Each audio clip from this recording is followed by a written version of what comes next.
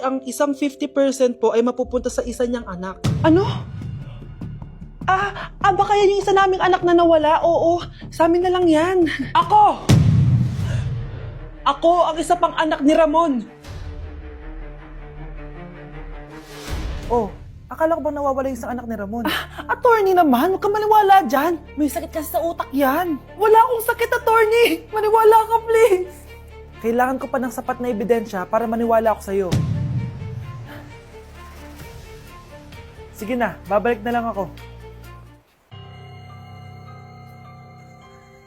Ito na ba yung bagong bahay ng anak ko? Ikaw, babae ka? Sinubukan mo pang agawin sa amin ang kayamanan ng tatay mo? Ang sama nyo, tita! Gusto nyo kunin lahat! Well, hindi naman maniniwala sa'yo si attorney dahil wala kang ebidensya. Tao po, attorney po ito. Nandiyan si attorney. Halika dito. Ayan, ikukulong muna kita dito sa bodega hanggat hindi ko pa nakukuha mga kayamanan. Yes, attorney. Hawak ko na ang 100% ng kayamanan ni Ramon. Nandito na ang titulo, papeles at cheque ng mga kayamanan niya. Ay! Salamat, attorney, ha? Scarlett, hindi ko na alam kung ano nangyayari sa nanay ko. Pero huwag ka mag-alala. Ako bahala sa'yo. Kailangan na matigil tong pinagagawa ni nanay. Tao po. Sino ka? Ako po yung nanay ni Scarlett, yung anak din ni Ramon. Totoo ba to? Pinagsasabi mong babae ka? Kami lang ang pamilya ni Ramon. Attorney, huwag ka magpaniwala dyan. Peke yan. Hindi to peke. Pwede mo ipacheck to sa attorney. Kaya ilabas mo na siya. Kinulong po ni nanay si Scarlett sa bodega. Ha? Anak?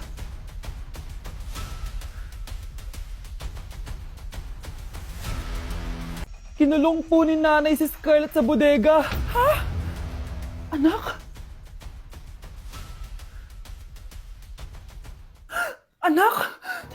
Walang iya talaga yung tita mo! Anak, sorry kung ngayon na ako nagpakita. Pinakulong kasi ako ng babaeng yan! Deserve mong makulong! Ikaw ang ikukulong namin dahil child abuse ang ginagawa mo. Ano? At hindi mo na din makukuha ang 50% ng mana. Hindi pwede! Nay, masaya ako na nandito ka na. At hindi na din tayo maghihirap dahil sa pamana ni tatay. Masaya din ako, anak. Siyempre kasama ka dito sa Manta.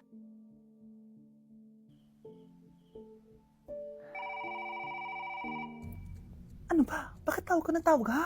Oo, wala silang kaalam-alam. Sige na, baka mahuli pa tayo. Sa wakas, sa atin na ang mana. Maghahati tayo dito. Palayasin mo na yung mga batang yun, ha? Ako bahala. Ang galing talaga natin magpanggap date. Mga anak, aalis na tayo dito sa bahay. Lilipat tayo sa mas malaking bahay. O eto, mga gamit nyo, inimpake ko na. Talaga, Nay? Scarlett, huwag ka maniwala dyan. Nagpapanggap lang yung nanay mo. Samantha, ano yung mga pinagsasabi mo? Magjowa sila ni attorney. Sinet up nila tayo. Ganyan ba ang ugali mo, Samantha? Kaparehas ng nanay mong sinungaling? Samantha, ano ba? Kung ayaw mo sumama, edi wag. Sige, kung totoong anak mo talaga si Scarlett, saan at kailan mo siya ipinanganak? Ang dali naman yan. Edi sa Manila. Pinanganak ako sa ibang bansa. Hindi ikaw ang nanay ko. Ay, oo nga pala, sa ibang bansa pala. Sorry, nakalimutan ko. Ang dami namang drama. Total, nasa amin na ang mana. Umalis na kayong dalawa. Kung ayaw niyong pati kayo, ipakulong ko. Kung meron mang makukulong, kayong dalawa yon. Salamat sa pagtawag, Samantha. Inaaresto kita, attorney, sa kasong panloloko. Palpak ka talaga! Naisahan niyo ako ngayon, ha? Hindi pa ako tapos sa inyo. Talagang sinira mo yung sarili mo, attorney, para sa pera. At ang dami mo na palang naloko. Samantha, huwag na tayong maghiwalay, please. Oo, Scarlett. Dito lang ako palagi sa tabi mo. Kayong dalawa, mag-ingat kayo palagi, ha? Gamitin nyo na maayos sa pamana ng tatay nyo. Salamat po. Anak! Umagang-umaga, cellphone agad hawak mo? Tignan mo ito napanood ko. Huwag mag-cellphone agad pagkagising mo sa umaga kasi pinapataas mo lang ang stress levels mo. Ano ba naman yan, Nay? Oh, doktor na may sabi, ha? Tigilan mo na yan. Maniniwala pala tayo sa doktor. Sige. Grabe, ang init. Paniligo na nga ako. Nay, may napanood ako, oh. Kung may nagsabi sa'yo na dapat kang maligo araw-araw, isang malaking kasinungalingan yan. Oh, sabi ng doktor, Nay, bawal daw maligo araw-araw. Ba't ka naliligo? Oh, sige, din ako maliligo. Kung akala mong healthy ang mga prutas, pakinggan mo tong sasabihin ko. Oh, Nay, nagsalita na yung doktor ha. Huwag ka na kumagat dyan. Pati ba naman prutas? Ay, magmamatcha na lang ako. Kung akala mong healthy ang mga matcha, pakinggan mo tong sasabihin ko. Hala, sabi ng doktor, hindi daw healthy yung matcha, Nay. Huwag mo na inumin yan ha. Pati matcha bawal. Sinisira mo ang utak mo sa paggamit ng mga betchin. Oh, Nay, sabi ng doktor, sinisira mo daw utak mo. Huwag ka na maglagay niyan. Tama na! Oo na, lahat ng ginagawa ko masama sa akin. O sige na, titigil na ako. Basta mag-cellphone na ako ah. Sige na, mag-cellphone ka na. Pero huwag ka magpupuyat ha. Masama pa rin yon. Malaking kasinungalingan yung sinasabi nilang bawal ka magpuyat. Anong sabi mo, Nay? Sabi ng doktor, pwede naman eh. Bye! Wow! Anak, di ako makapaniwalang may pinapatayo na tayong bahay. Nay, deserve natin to. Ang tagal niyo din to pinaghirapan. Ma'am, saan ko po ilalagay itong mga semento? Doon na lang sa gilid, kuya. Sige po, ma'am. Excited na ako matapos tong bahay natin, anak. Saan dito? Hoy, huwag ka pupunta dyan! Grabe nangyari sa Kawawa kanya. naman siya. Ba't ang daming tao? Engineer, anong meron? Ma'am, yung isa sa mga trabahador namin, nakuryente tapos natabunan ng semento. Ayun, namatay. Ha? Paano nangyari yun? May nag-utos ata sa kanya na ilagay yung semento sa gilid. Madami live wire dun eh. Ay. Ang problema, ma'am, kung tatanggalin pa namin yung katawan niya sa ilalim ng semento, baka hindi agad matapos tong bahay niyo. Hindi pwedeng hindi matapos agad tong bahay na to. Di bale, babayaran ko na lang yung pamilya nung namatay. Nay, sigurado ka ba? Sige po, ma'am. Sige na, ituloy niyo na yan.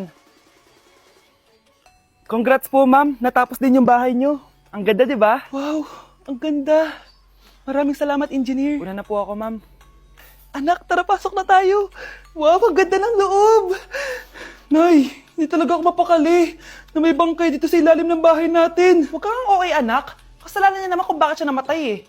Ay, matutulog na lang ako sa bago kong bahay. Wow, ang ganda ng kwarto ko. Ano yun? Kasalanan mo kung bakit ako namatay. Nay! Kuya, sundan mo yan. Sige po, ma'am. Sinasabi ko na nga ba eh. May tinatago ka sa akin. Ayan, kuya. Huminto ka dito. Magloloko ka na nga lang sa matanda pa. Hoy, bayad mo! Humanda ka talaga sa akin.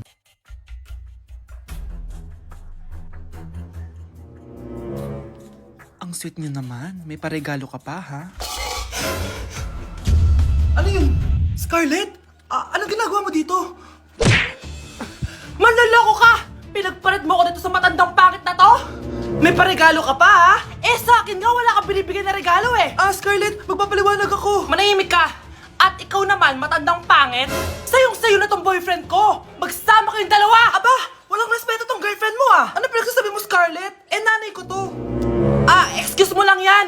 Mukha nga nagtatago ka kanina eh! Nagtatago ako kasi isusurprise namin yung tatay ko. Ganito babae ba yung gusto mo, anak? Yung walang modo? Nay, pagpasensyahan niyo na siya. Tita, sorry po. Anong sorry? Matandang pangit ako, di ba? Lumayas ka dito, babae ka! Sorry na, tita. Ayaw mo lumayas, ha? Brownie! Good boy. Tumakbo ka na. Nay! Impostor? Bakit nandito ka, ha? Walang iya ka? Bakit mo ako ginagaya, ha? Baka nakakalimutan mo. Nanay mo ang sumira ng mukha ko. Ha? Wow! Hoy, Sofia! Tandaan mo! Katulong ka dito, di ba? Huwag kang paupa-upo lang dyan. Ma'am, kakatapos ko lang po maglinis. Nagpapahinga lang po ako. Talaga sumasagot ka pa sa amo mo, ha? Nay! Ang dumi pa dito, oh! Hindi na ginagawa ng maayos yung trabaho niya. Walang iya ka? Madumi pa pala dito? At nakuha mo pang magpahinga dyan! Paano nangyari yun? Ma'am, nilinis ko na po yan. Maniwala po kayo. Oh, eto. Yung mukha ko! Ang sakit! Ayan, pati mukha mo, dudumi na. Umalis ka na dito! Tatanggalin na natin, ha? Buti na lang talaga, mabilis kang gumaling. O ayan, kuhang-kuha yung mukha ng pinapagaya mo. Dok, kamukha ko nga siya. Pinag-ipunan ko talaga to. Nagtataka lang ako, yung ibang tao, mga artista yung pinapagaya ang mukha. Yung sa'yo parang normal na tao lang yung pinagaya mo. Dok, may kailangan lang akong gawin. Kung ano man yan, mag-ingat ka ha. Ano? Ikaw si Sofia? Napakawalang ya mo din no? Niloko mo pa kami! Mas walang ya kayo, mga hayop! Nay, baka gusto niya ulit mabuhusan ng asido sa mukha? Asido? Gusto mo ng round 2? O eto, round 2! Ah! Sige, ibuhos mo! Naka-live ako, Ipakita nyo kung sino talaga kayo! Ano? Alisin mo yan. Ano? Takot na kayo, no? Tignan ko na lang kung hindi kayo masisira sa mga tao. Hindi kami pwede masira.